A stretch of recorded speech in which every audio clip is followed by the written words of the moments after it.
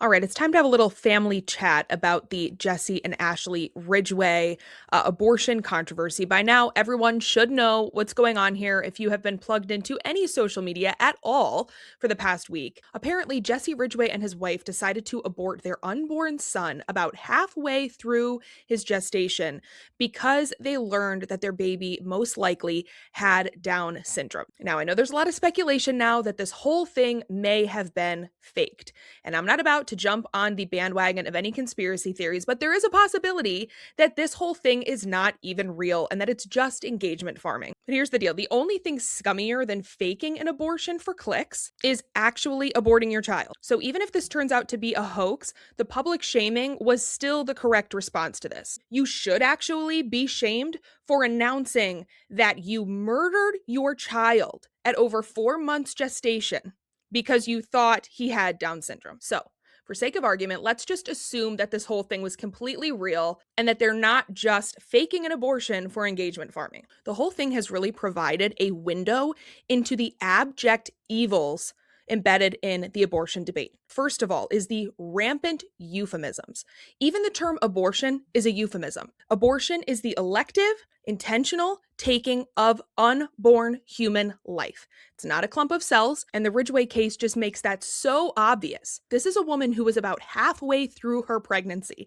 Her unborn child had taste buds and fingernails and was making facial expressions and could hear the voices of his parents. Imagine hearing the discussions of the people whose sole purpose is to protect you and defend you, and hearing their conversations where they decide that your life is going to be inconvenient, and so they intentionally snuff it out. So we can call it abortion, we can sanitize it with that term that we use so often that it's kind of lost all of its meaning, but this is the intentional taking of a human life. Then, of course, there are headlines all over the place, and all of them use this euphemism, terminate a pregnancy, terminate a pregnancy. Sure, I guess by ending the life of a human being, you also end a pregnancy, but that's like saying that if I am recklessly driving in my car and I run down somebody intentionally who is walking on the sidewalk, that's saying I terminated their walk instead of running them over and murdering them. Then you have Jesse and Ashley saying that they're grieving their loss.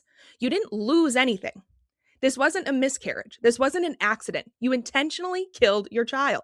And even the way that they've been talking about this being a Down syndrome diagnosis is problematic to me because, sure, technically an amniocentesis, which is the procedure that she apparently had to determine, definitively that her child had Down syndrome, involves sticking a needle into the pregnant woman's belly, taking amniotic fluid. You're actually getting the baby's DNA. So these tests are considered to be diagnostic, okay? But a lot of people are pressured to abort long before they have an amniocentesis. So they're just doing non-invasive prenatal testing, which is notoriously incorrect, and saying, oh, the baby has a likelihood of this thing. It's a screening test. It's not a diagnostic test. And so when you use a Down syndrome diagnosis as the rationale for murdering your unborn child in the womb, that dehumanizes all unborn children who are likely to have this abnormality, or not so likely because screening tests are not all that accurate. And so even though theirs may have been considered diagnostic, you are promoting the taking of unborn life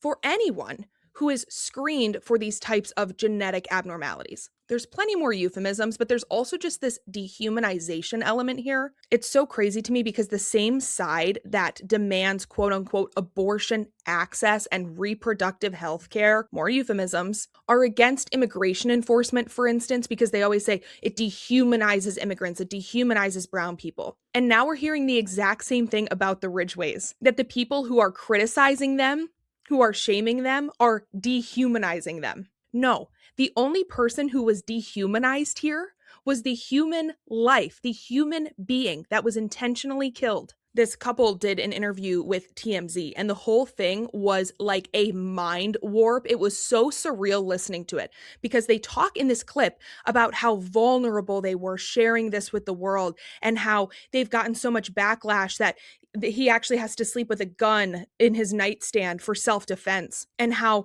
the DMs that they've received since have exposed them to the darkest side of humanity. The cognitive dissonance is astounding. You know who was actually vulnerable in this situation? Your unborn child. You know who couldn't defend himself in this situation? Your unborn child. You know who actually is the darkest side of humanity? You, who murdered your unborn child. There's all kinds of people in the replies to their tweets basically saying, you don't know what this is like, and what's it to you? And just because you don't agree doesn't mean you need to shame these people. And this isn't the right way to handle it. And this isn't the Christian response. Okay, sending death threats to the Ridgways, of course, that's not the Christian response. But shaming, is that the correct response? You betcha. They actually should be shamed. We should not be sympathizing with child killers. They shouldn't feel comforted in the aftermath of what they've done.